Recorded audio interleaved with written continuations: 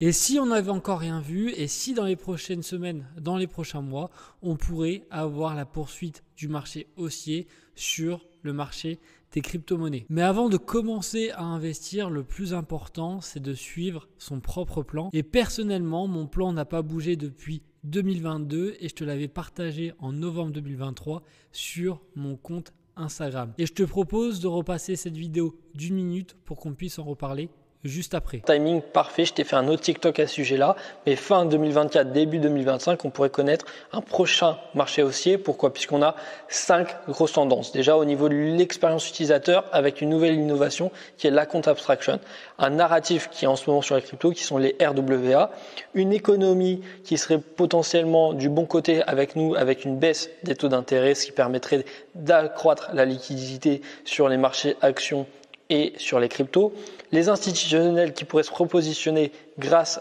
à l'acceptation des ETF spot et l'halving du Bitcoin qui était le précédent en mai 2020 et le prochain en avril 2024. Si on regarde ce qui s'était passé au précédent halving, on voit qu'aujourd'hui, donc on est en novembre 2023, on voit que l'halving avait lieu en mai 2020 et 6 mois après, on avait eu le marché haussier qui s'était arrêté vers décembre 2021 avec un petit rebond et on se retrouve aujourd'hui en novembre 2023.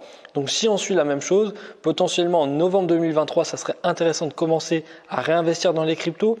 On attend le halving qui serait en avril 2024, on attend 6 mois et donc ça nous emmènerait à janvier 2025 où on prend cette hausse qui arriverait jusqu'à décembre 2025, on achèterait de novembre 2023 à janvier 2025 pour commencer à revendre progressivement jusqu'à décembre 2025. Mais avant de commencer, si tu me découvres avec cette vidéo, j'accompagne des particuliers et des professionnels à établir des stratégies financières sur mesure en fonction de leurs objectifs en mélangeant le meilleur des deux mondes, à savoir la finance traditionnelle alias la TradFi et la finance décentralisée alias la DeFi. Et tu peux toujours prendre un call de 15 minutes, le lien se trouve en commentaire épinglé en dessous de cette vidéo. Et comme tu pouvais le voir dans la vidéo, je jouais sur 5 catalyseurs qui a été bien sûr le halving du Bitcoin, qui était ensuite les ETF spot, ensuite la baisse des taux, la potentielle narrative sur les RWA et la compte abstraction et également ce que je joue surtout sur ce bull run là, ce que j'ai souvent déjà parlé,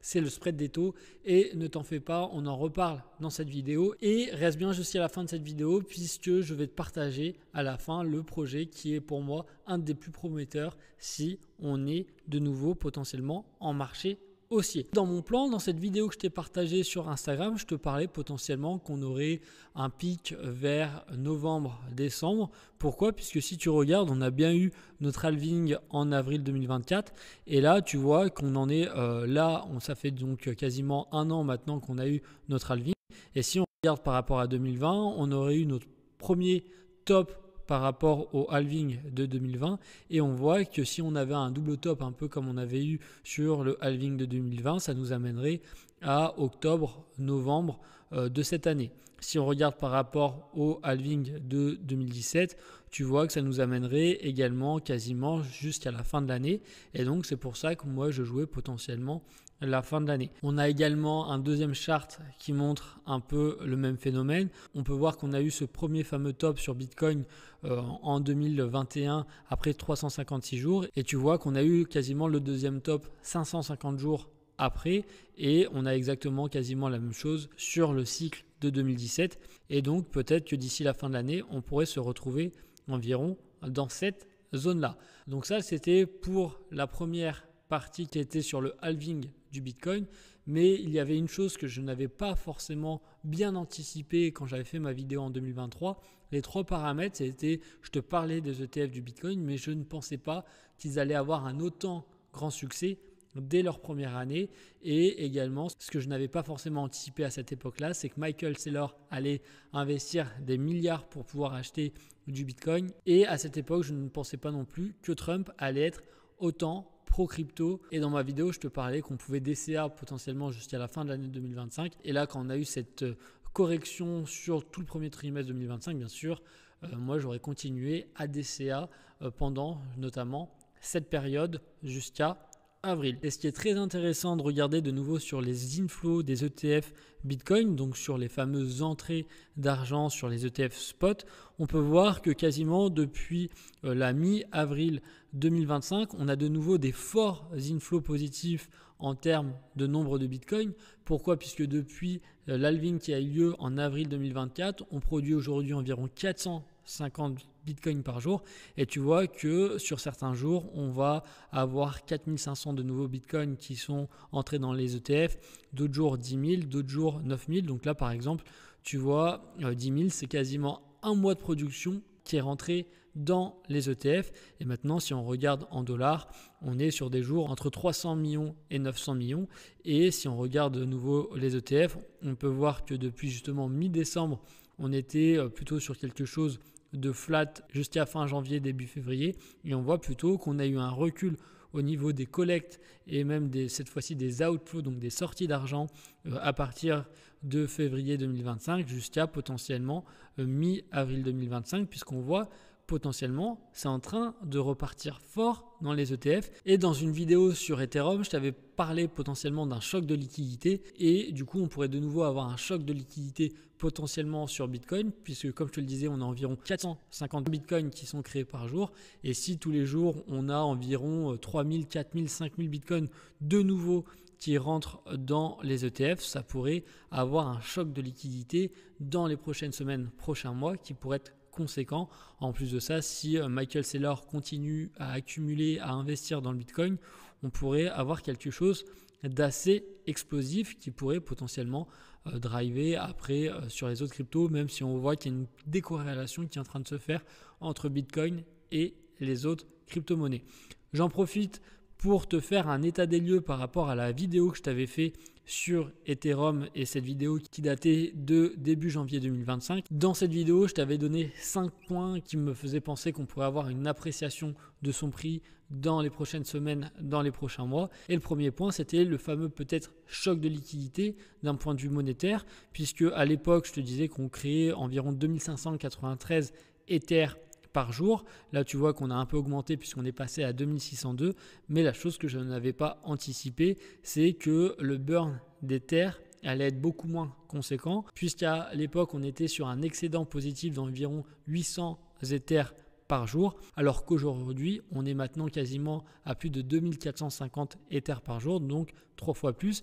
Et ça, c'est lié à 2 points. Le premier, je ne l'avais pas forcément anticipé, c'est que la taille des blocs a augmenté sur Ether, et donc maintenant, le gaz a fortement baissé, ce qui fait qu'on brûle beaucoup moins d'Ether. Et tant que Pectra n'est toujours pas passé, pour le moment, on est toujours limité un peu sur les frais des blobs. T'inquiète pas, on va revenir dessus dans quelques instants. Le deuxième point, c'était plutôt tout ce qui était staking et DeFi, puisque une grande partie des Ethers sont bloqués soit dans le staking, soit dans la DeFi. Et quand je t'avais fait la vidéo, à l'époque, on avait environ 55 millions d'Ethers qui étaient bloqués, qui étaient stakés dans la Beacon Chain. Ça représentait 45% de l'offre. Et tu vois que 3 mois plus tard, on est passé de 55 millions à 60 millions, et ça représente 50,16%. Alors oui, il y en a encore une partie qui est liquide avec tous les wrappers liés à Lido, liés aux produits proposés par Coinbase et toutes les autres plateformes, mais il y a quand même encore une partie qui reste peu liquide, ce qui permet encore petit à petit d'assécher la liquidité. Ensuite, le troisième point, je t'avais parlé du FUD un peu de Solana, que Solana prenait potentiellement des parts de marché grâce notamment aux agents IA. 3 mois après, pour le moment, on n'en entend plus trop parler, et sur la narrative des mêmes coins. Et je t'avais dit que potentiellement des L2 tels que Base ou tels que Abstract, qu'on reparlera juste après, pourraient venir prendre des parts de marché. Et tu peux voir que j'avais fait donc cette vidéo début janvier.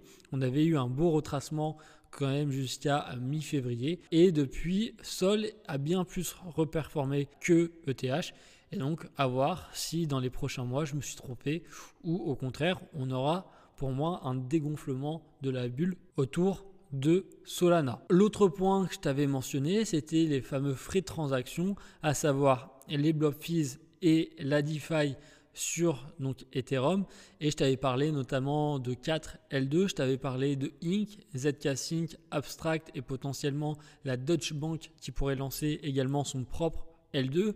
Et je ne vais pas te le cacher, pour le moment, quand on regarde les statistiques, pour le moment, Ink et ZK Sync, c'est un flop, puisque si on regarde les parts de Ink, pour le moment, ça représente une toute petite partie du marché. Et si on regarde également ZK Sync, on voit que pour le moment, leur programme d'incentive est un gros flop. A contrario, par contre, si on regarde Abstract, on voit que cette blockchain commence à prendre des parts de marché plus conséquentes semaine après semaine. Et surtout, on a maintenant l'apparition de Unichain qui commence à prendre une part conséquente. Alors pour le moment, il faut faire attention puisqu'il y a des incitations en ce moment pour le lancement de leur L2. Donc potentiellement, il y a beaucoup de personnes qui vont faire ce qu'on appelle du wash trading potentiellement pour pouvoir toucher ces récompenses ou apporter de la liquidité. Mais par contre, ça fait quand même très mal à la blockchain Ethereum, puisque quand je t'avais tourné cette vidéo, on voyait que sur les 30 derniers jours, Uniswap avait brûlé 4000 ETH. On voyait que le deuxième, c'était les transferts d'ETH pour 3346 ETH brûlés. Ensuite, on avait Tether avec 2317 et on avait les blob fees qui représentaient 1047 ETH brûlés sur les 30 derniers jours. Et maintenant, si on regarde à l'instant T sur les 30 derniers jours, on voit que maintenant, les premiers, c'est les blob fees avec 440 ETH.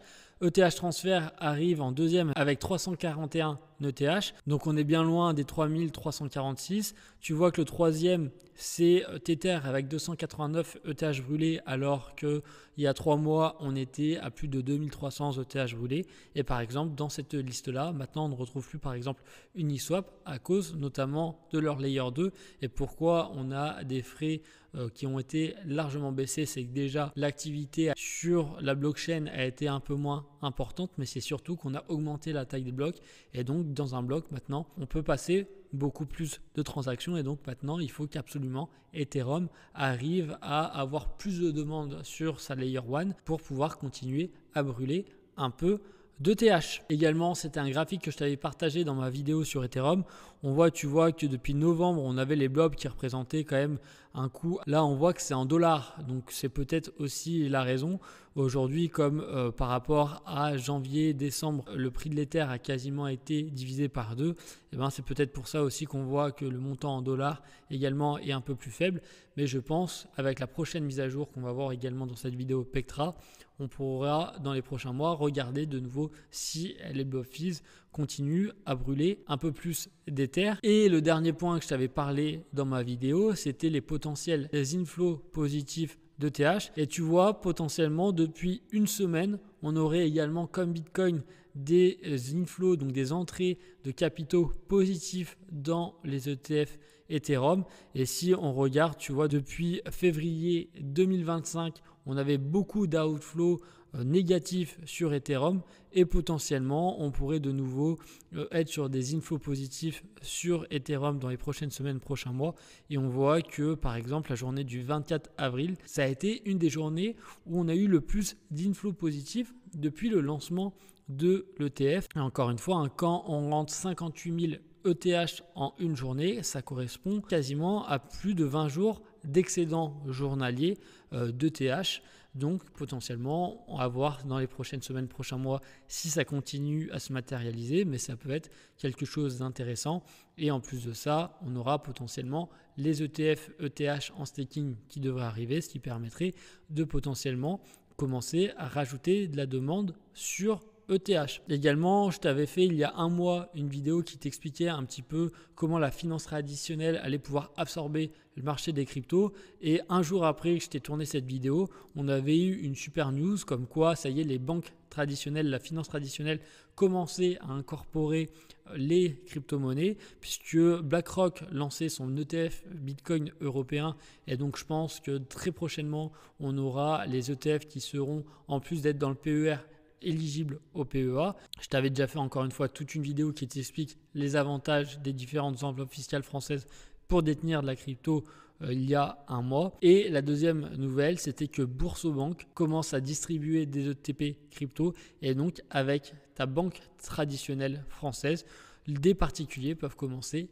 à acheter des ETF crypto, ce qui pourrait faire aussi, encore une fois, augmenter la demande au niveau France, mais également potentiellement bientôt au niveau européen, même si aujourd'hui l'Europe ça représente un tout petit marché, mais c'est pour te montrer la dynamique qu'il peut y avoir aujourd'hui dans le monde entier. Et le dernier point qui me fait penser que potentiellement ETH également, si on était de nouveau sur un marché haussier, pourrait tirer son épingle du jeu, c'est que tout simplement si on veut une saison des altcoins ou une saison de la DeFi, donc un marché haussier également sur les altcoins ou sur la DeFi, on est quasiment obligé d'avoir un pump, donc une hausse d'ETH, puisque si on regarde un peu tous les tokens dans la finance décentralisée, par exemple si on regarde Link, on voit que les principales pools de liquidité sont pairs avec de l'ETH. Tu vois que là il y a une pool de liquidité avec 49 millions de liquidités. Si on descend encore un peu plus bas, là on a encore 1 million avec de l'ETH, là encore 600 000 avec de l'ETH, là encore une paire avec 400 000 $ d'ETH, 267 000 avec de l'ETH, 1,4 million, etc., etc. Tu vois que les plus grandes pools de liquidités sont avec de l'ETH. Si on continue un peu le top 100, on peut voir que le prochain token un peu de l'écosystème DeFi et altcoin, ça serait potentiellement Uniswap. Et là encore une fois, quand on regarde les pools avec Uni, on voit une pool à 31 millions de liquidités qui est paire encore une fois avec de l'Ether. Encore une autre pool avec 3,5 millions de liquidités, une autre avec 2,9 millions, 2,7 millions, etc., etc. Si on regarde encore la suite, on aurait potentiellement AAV. AAV, là encore une fois, on a une première pool avec 1,8 million de liquidité contre de l'Ether, 14 millions avec de l'Ether, une autre pool avec 7 millions contre de l'Ether. Donc on voit toutes les plus grosses pools sont avec de l'Ether. Et si on s'en fait un dernier avec le token d'Arbitrum, on voit encore une fois que la plus grosse pool semble être avec du wrap Ether, que toutes les autres pools qui suivent sont encore avec du wrap Ether. Et donc si on veut que tous ces tokens là augmentent en valeur, il faudra qu'Ethereum puisse également tirer son épingle du jeu, puisque 50% de la pool est souvent composée d'Ether comme tu l'as compris, et 50% de la pool composée avec le token que je viens de te présenter. Ensuite, l'autre narratif que je t'avais parlé dans mon plan, c'était tout simplement l'arrivée des RWA, donc de tous les actifs réels. Et si on se tient par exemple à cet agrégateur qui essaye de tenir à jour un peu les RWA qui sont aujourd'hui sur blockchain, on arriverait aujourd'hui à 21 milliards. Potentiellement, on peut rajouter aussi tous les stablecoins que je t'ai parlé dans mon autre vidéo, puisque beaucoup, au moins 80-90%, vont être backés par des obligations du trésor américain. Et donc, on arriverait grosso modo à 250 milliards. Et quand je travaillais justement pour une boîte crypto, on avait cité un rapport qui expliquait que d'ici 2030, on pourrait arriver à 16 100 milliards. Et pour arriver à 16 100 milliards dans le scénario, on va dire, réaliste, il fallait qu'on ait un point de passage en 2024-2025, tu vois, entre 1300 milliards et 2500 milliards. Et pour le moment, on n'est qu'à 230 milliards. Donc, il va falloir vraiment qu'il y ait une accélération qui arrive dans les prochaines semaines, dans les prochains mois, pour pouvoir tenir cette feuille de route. Et l'avant-dernier point également que je t'avais cité, c'était une meilleure expérience utilisateur. Et ça va arriver sur le mois de mai 2025 avec la mise à jour Pectra qui va permettre d'avoir cette fois-ci vraiment des abstracts à compte. Donc on va aller encore bien plus loin que le wallet ZIL que je t'ai présenté dans cette vidéo, qui est pour moi la façon la plus facile d'onboarder des nouveaux utilisateurs dans la finance décentralisée. Et donc avec cette mise à jour, ça va être beaucoup plus facile et on va pouvoir également augmenter les fameux blob fees. Aujourd'hui on en a 6 et je t'avais expliqué qu'il y a plus de 3 blobs remplis, on explosait les frais et donc là ça va permettre de pouvoir scaler également les layers 2. Et le dernier point que je te citais également dans ma vidéo, donc mon plan de novembre 2023, c'était la potentielle baisse des taux qui permettrait d'avoir un spread des taux entre la finance décentralisée et la finance traditionnelle. On voit que le 17 avril 2025, on a encore une fois la BCE, donc la Banque Centrale Européenne, qui a baissé ses taux pour les ramener à 2,25%. Et comme il est mentionné, on était encore à 4% début juin 2024. Donc en moins d'un an, tu vois que les taux, par exemple en Europe, ont baissé de 1,75%. On a encore une fois le détail de ces baisses des taux depuis un an. Également, on a par exemple potentiellement la masse monétaire qui va commencer à réaugmenter. On a par exemple un plan de relance en Allemagne qui vise plus de 500 milliards de dollars. Du côté des États-Unis, on a potentiellement la Fed qui commencerait à rebaisser ses taux progressivement et en conséquence on a la masse monétaire mondiale qui a fait de nouveau un plus haut historique. Les seules petites pincettes qu'on doit prendre en compte, c'est que cette masse monétaire, comme tu peux le voir, est libellée en dollars et depuis ce début d'année, le dollar a perdu 10% grosso modo contre les autres devises. Donc la faiblesse du dollar y est également pour quelque chose, mais tu vois que potentiellement avec cette hausse de la masse monétaire, on pourrait potentiellement avoir de nouveau un marché haussier pour le Bitcoin et pourquoi pas ensuite pour les crypto-monnaies. Et donc avec cette baisse des taux, on va peut-être avoir ce que j'appelle moi le spread des taux, ce qui va pouvoir potentiellement amener beaucoup de liquidités sur le marché de la DeFi, puisque avant un institutionnel pouvait placer son cash à 5%, c'est ce qu'on appelait le taux sans risque, c'était tout simplement le taux que te proposait du coup la Fed et on voit que potentiellement ce taux est en train de rediminuer. Et si on regarde par exemple le taux sans risque dans la DeFi, ça pourrait être par exemple quand tu déposes des USDC sur AAV, on voit que sur cette dernière année, en moyenne, on était à 4,57% et c'est notamment puisque ça a bien baissé depuis le début de l'année 2025 avec justement la baisse des crypto-monnaies où tu avais beaucoup de personnes qui n'avaient plus envie forcément d'emprunter de la liquidité dans la finance décentralisée et d'autres personnes avaient vu leur emprunt finalement se clôturer puisque la valeur de leur collatéral était inférieure à leur dette et donc mécaniquement, automatiquement, leur emprunt s'était clôturé. Mais tu vois que par exemple, pendant cette période-là, on avait eu des taux dans la DeFi qui avaient largement surperformé, par exemple, le taux sans risque dans la finance traditionnelle.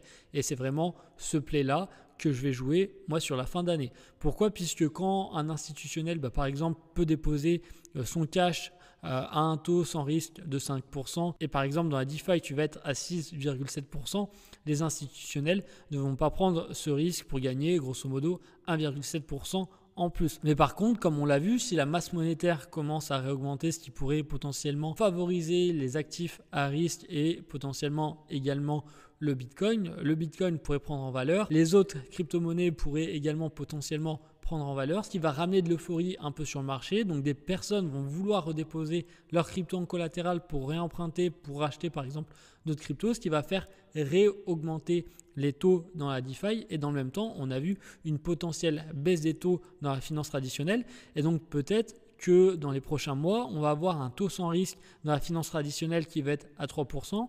On va avoir des taux dans la DeFi, par exemple, qui vont passer à 8,5%. Et là, potentiellement, les institutionnels vont vouloir peut-être commencer à se positionner justement dans le taux sans risque dans la DeFi, puisque là, on va avoir ce fameux spread des taux de 5,5%. Et tu vois que par exemple en décembre 2024 on était même quasiment à un moment donné à des taux autour des 16% et donc 16% moins 3% là il pourrait gagner jusqu'à 13% de spread des taux et c'est vraiment ce play là que je suis en train de jouer quand je verrai que les taux dans la finance traditionnelle vont commencer à baisser, que les taux dans la DeFi vont commencer à réaugmenter fortement quand on va passer 10, 12, 13% dans la DeFi peut-être faire cette fin d'année-là. C'est mon plan, c'est à ce moment-là que je vais sortir 80% de mon portefeuille progressivement. On arrive à la fin de cette vidéo et je t'avais promis de te partager potentiellement un des projets les plus prometteurs si on repartait en marché haussier et pour moi, ça serait le projet AAV. Pourquoi ? Puisque AAV vient de mettre un mécanisme en place de share buyback et je t'en parlais dans cette vidéo qui date du 26 septembre 2024. Quel était tout l'intérêt du share buyback ? Et là, on voit que AAV vient de lancer son programme de buyback. À l'heure où je te tourne cette vidéo, on a environ 2,5 millions qui ont été utilisés pour acheter des AAV sur le marché secondaire. Aujourd'hui, ces AAV rachetés valent quasiment 3 millions. Donc on a fait, tu vois déjà la DAO, quasiment 410 000 $ de bénéfices. Le deuxième point, on peut voir également que malgré le marché baissier qu'on a connu sur le premier trimestre 2025, on voit que la trésorerie de la DAO aujourd'hui est toujours au-dessus des 100 millions de $. Et on peut voir également que le revenu du protocole, on peut voir qu'on a eu ces fortes baisses sur le début de avril 2025. On peut voir que ça a été un des meilleurs revenus par exemple sur les 90 derniers jours. Si on regarde sur un an, on voit également que ça a été quasiment les meilleurs jours pour la DAO d'AAV, c'est que tout simplement il y a eu beaucoup de liquidations et donc à chaque fois qu'il y a une liquidation, AAV va récupérer un pourcentage sur le collatéral et on pourrait se dire que le revenu est vraiment décroissant depuis grosso modo janvier 2025, mais plutôt si on dézoome légèrement, tu vois qu'on est quand même sur une pente qui est plutôt croissante et là on est sur de nouveau des revenus datant de début 2024, donc pour le moment il n'y a pas encore feu au lac. Également, en plus de ça, on voit que Umbrella est en cours d'activation. On en a parlé sur le forum de gouvernance le 20 mars. Et si tu veux savoir un peu plus en détail comment va fonctionner Umbrella, je t'encourage à regarder cette vidéo. Je t'en avais parlé à cette époque. Mais c'est que surtout, ça va potentiellement permettre à AAV, grâce à Umbrella, de se positionner sur la verticale du restaking. On en parlera potentiellement le moment voulu où ça sera live, mais ça va être potentiellement une belle source de revenus supplémentaires pour le protocole. Et également dans une de mes dernières vidéos, on avait parlé de l'expansion des stablecoins et de la guerre autour des stablecoins et on peut voir que le stablecoin maison de AAV, le GHO, est en train de faire un plus haut historique avec 216 millions de GHO en circulation, alors que tu vois qu'en décembre 2024 on était à 146 millions et pourtant sur les 4 premiers mois de l'année on a eu plutôt un marché baissier et ça n'a pas été le cas pour la supply du GHO et son expansion pourrait continuer dans les prochaines semaines, prochains mois, puisque le GHO devrait se lancer sur la blockchain Gnosis et donc là le service provider c'est KPK. Donc KPK, on en avait également parlé dans cette vidéo, je t'inviterai à aller la regarder. Donc on va avoir le stablecoin GHO qui va être lancé sur Gnosis Chain et le petit pari que moi je fais, c'est qu'aujourd'hui sur Gnosis Chain les frais de transaction sont payés en XAI. Et je fais le pari que dans les prochaines semaines, prochains mois, on aurait potentiellement, au lieu d'avoir le XDAI en frais de transaction, on pourrait avoir le GHO, puisque tu vois qu'on a également un forum de gouvernance qui permet de créer un framework, un cahier des charges, pour que justement le GHO devienne un gaz token. Et en plus de ça, on a aussi une autre proposition pour créer cette fois-ci le SGHO. Donc ça serait un mécanisme un peu comme tu peux l'avoir avec le SDAI, donc un stablecoin auto-capitalisant, et je ne serais pas surpris de voir dans les prochains mois avoir le GHO qui soit le token pour payer les frais de transaction sur la Gnosis Chain par rapport à Carpetki qui est un service provider à la fois de la DAO d'AAV et à la fois de la DAO de Gnosis, et d'avoir le SGHO qui remplace progressivement le SDAI également sur la blockchain Gnosis, ce qui permettrait d'avoir encore des belles perspectives de croissance pour le token du GHO. Et comme tu l'as compris, si on repart sur un marché haussier et si on repart également sur des intérêts qui augmentent dans la finance décentralisée, AAV gagnera également de nouveau beaucoup plus de revenus puisqu'ils prennent un petit pourcentage sur les taux d'intérêt. Si tu as aimé cette vidéo, n'hésite pas à mettre un like. Si tu souhaites ne louper aucune des prochaines vidéos, tu peux toujours t'abonner. Et si tu souhaites qu'on regarde ensemble pour établir une stratégie personnalisée en fonction de tes objectifs, tu peux toujours prendre un appel avec moi. Le lien se trouvera en commentaire épinglé.